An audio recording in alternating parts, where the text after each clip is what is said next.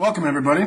I'm Lane Levanway, and you know what time it is. So sit back, relax, and let's talk about Constantine, Episode 10, Quid Pro Quo.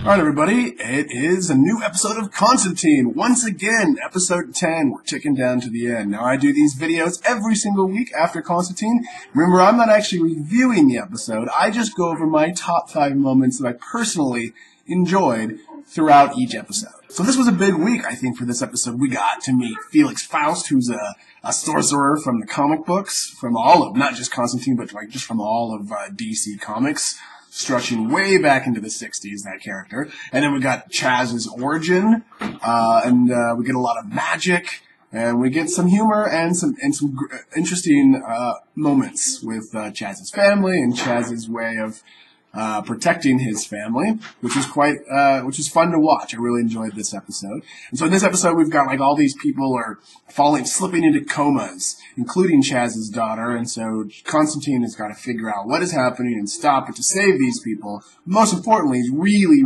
focused on saving Chaz's daughter because of their friendship, and he wants to, he needs to do it for his daughter. So let's go ahead and get right into it. Let's just get to the top 5. And let's start with number 1.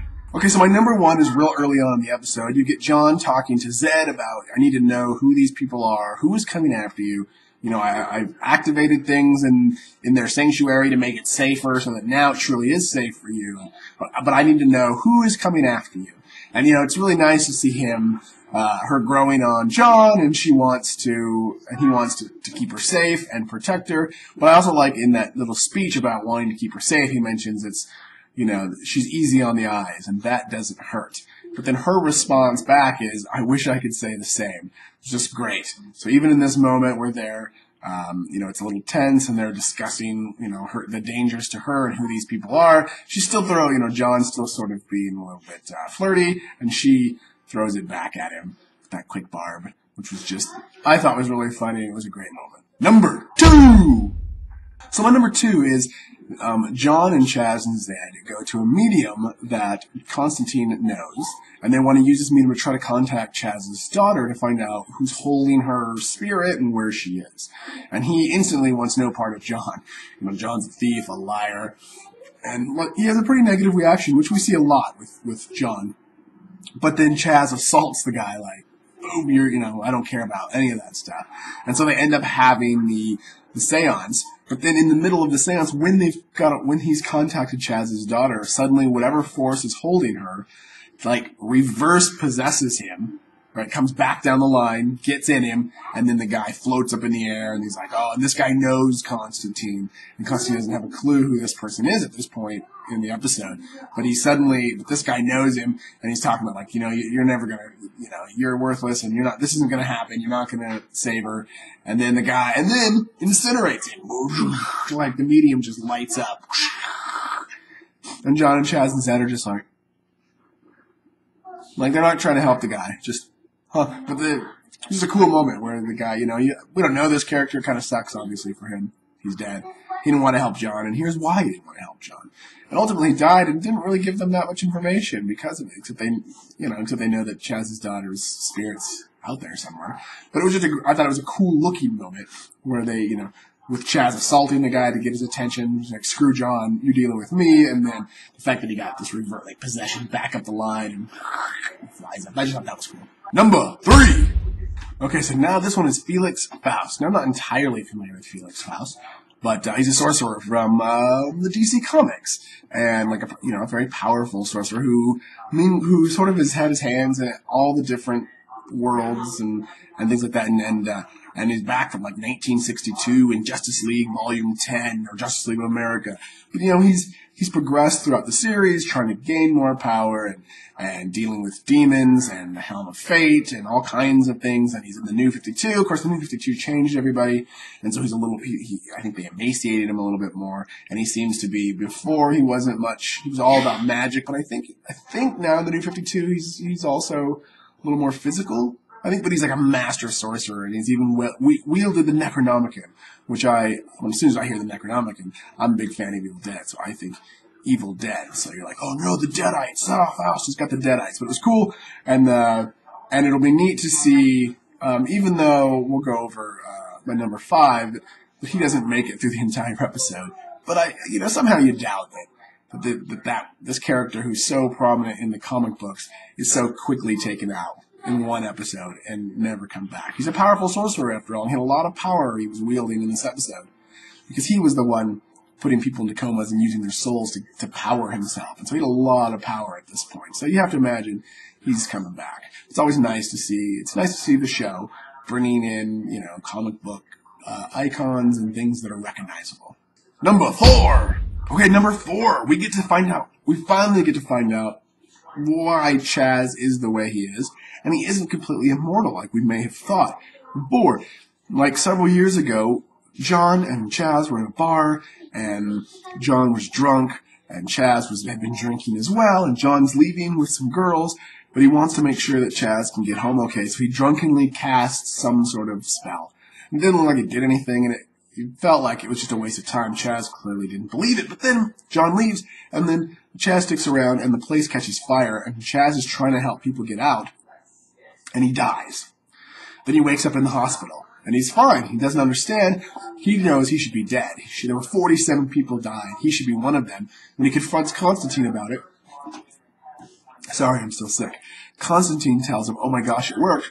He cast a protection spell on him that was like created by Merlin and cast on the behest of King Arthur on his soldiers and on his knights of the Round Table. What the spell does is when the knights are in battle, when they die, they would absorb the life force of the lesser knights around them who died, so that they could come back. So, it worked. That's the spell he drunkenly cast on Chaz. And because Chaz died and 47 other people died, that means he absorbed 47 life forces. So, he can die 47 times, basically. He has that many lives for himself. And then you find out at another point in the episode how many he has left. He has like 32, but I think that includes his own soul. So really, you don't know, die 31 times. And then he dies 2 more times in the episode. So, we're at like 29 more times that he can come back. 30 total deaths. But it was really neat to see that, and the fact that Constantine drunkenly cast like a spell from Merlin on him. And then it makes Chaz kind of like this knight. And so you see Chaz is doing what he's doing with John, not necessarily because of his friendship with John. They were already friends, but because he feels he owes these people, these 47 people who died, their lives. And you see at the end, he even goes to his daughter, and he opens up a book, and he has pictures of all these people. So he wants to honor their lost lives that he now has by doing things, by using those lives to help and protect others. Number 5! Okay, so number 5, the final part of the episode. Like usually my number 5s are the final part of the episode, because the final moments of the episode are generally really big, and this one was no different. So Chaz is sick of the way Constantine's been handling Faust throughout the episode. He's finally like, this is my daughter, you're not doing what it takes, I'm going to take care of it. I'm going to do it. So he knocks Constantine out. He goes to Faust, and he offers him up all the souls he has, all 32 souls, in exchange for his daughter. 32 for 1. But Faust doesn't believe that Chaz has 32 souls, why would you? So Chaz slices his throat and dies. And so then Faust obviously is like, weirdo. And then, of course, Chaz comes back to life. So now Faust is like, okay, I don't know what's up with you, but you've got power. Okay, I'll take that. Yes, we can make this deal. We'll do this. I'll take your souls, and they're going to do the blood oath that Constantine and Faust did earlier. But he's like, that's just for wizards, so we'll just shake hands on it. And then Constantine shows up. Don't do it, man. You give him up, you're dead. Don't do this. And then, they shake on it, and Faust is like, too late, haha, and they shake. But then, Chaz has the Achilles heel that we saw way back earlier in the episode that Constantine was bringing. And it's like the super, super strong, the tendon in the heel. And it will super tensile strength, and it will wrap around and latch on to anything. Which earlier I didn't mention it, but earlier when Zed gets it wrapped around her, and she's like, yeah, but I thought Achilles' heel was supposed to be weak. And John's like, well, now you know why. Because we have his heel. The tendon's gone, that's why it was weak.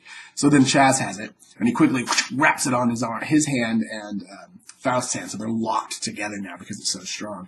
And then he pulls out a grenade, and then right then, Chaz's ex-wife runs up, because she had found the address earlier in the episode, and she shows up, and he's like, no, Ron, what are you doing? Get out of here, run!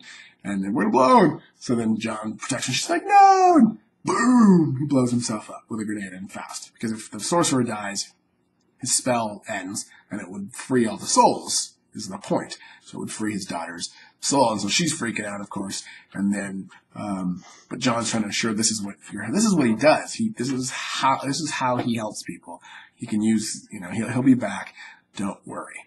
And of course he comes back, because he still has, all these souls left inside him, that he has these, 30 more lives or whatever. So of course he comes back, and the spell is ended, and it goes ahead and frees his daughter, and everything is happy once again. Okay, so that was my top 5 for this week. So that's why I think even though he blew up fast, he's got to come back. You saw him tinkering with things throughout, like in every scene you saw him in. Probably, I'm sure he's not dead. So hopefully, if the show gets renewed for a season 2, fingers crossed, we'll see Faust come back, and he probably won't be happy with John and Chaz. And then we didn't get much with the Rising Darkness, other than that John associated Faust with the Rising Darkness. This is why these things are happening. We've only got 3 episodes left this season to sort of deal with. We've got the Rising Darkness, and we've got the Resurrection Group, which is part of Zed's father is the leader of, and they want her. So, we've only got these last 3 episodes to sort of deal with this and get to the big season finale. And then, of course, we hope that we get a season 2. I think they're waiting to see how the show goes, and apparently the ratings were up this week over last week. So hopefully we can keep getting these ratings up, every week, enough that they'll go, well, all right, we'll give it a season 2. They'll probably only give it a 13-episode arc for season 2, but we would still get a season 2, and that would be something. Alright guys, thanks for watching. That's all for this week. We've only got 3 more weeks left of Constantine. So what I'd really like you to do is go ahead and hit subscribe so you can be aware of every Constantine video that comes out each and every week. And comment below and tell me what your top 5 moments were, if I got it wrong, and if you agree with me or whatnot. But really go ahead and subscribe, and then you also get all the reviews I've got, and you get our show Psych Flicks here on the channel, where we analyze characters from movies from a psychological standpoint to sort of figure out what's going on inside these characters' heads so you understand them better. And we've got lots of great content, and really like you to be here to check it out. So until next time, watch more TV.